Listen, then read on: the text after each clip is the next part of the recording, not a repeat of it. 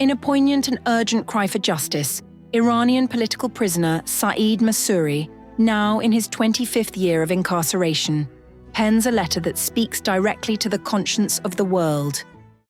Addressed to international human rights authorities, including the UN Human Rights Council and other global leaders, this heartfelt appeal calls for immediate and decisive action to halt the atrocities. Here are excerpts from his letter. This is the 25th Christmas I am spending in prison. I do not know what more my eyes must see or what further burdens and heartaches this heart must endure.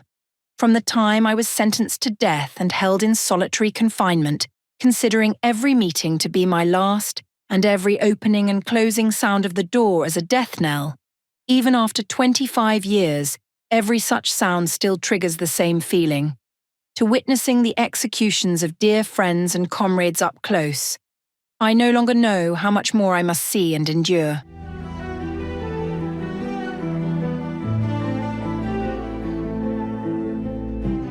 I have witnessed the absence and loss of countless cellmates.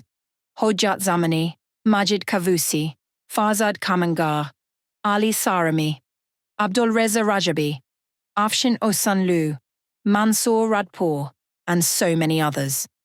I still hear the screams of their families, the weight of their grief pressing on my soul.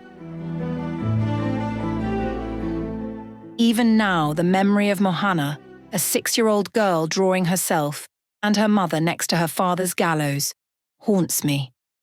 How, after witnessing her kiss her father's lifeless face, my heart continues to beat, I cannot understand.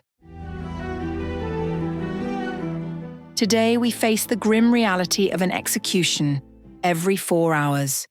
During this Christmas season alone, nearly 25 innocent people were executed, reducing the interval to every 2.5 hours.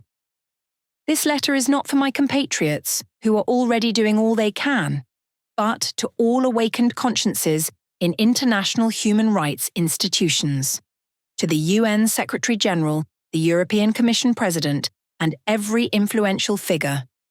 Do not let these executions remain mere statistics. Each number represents a life lost, a family shattered. It is imperative to bind this regime to humane standards by conditioning diplomatic and political interactions on halting these executions. Every moment of inaction enables more bloodshed. Let us refer Iran's egregious human rights violations to the UN Security Council and put an end to this killing machine. To act now is to save lives. To delay is to let more innocent blood be spilled.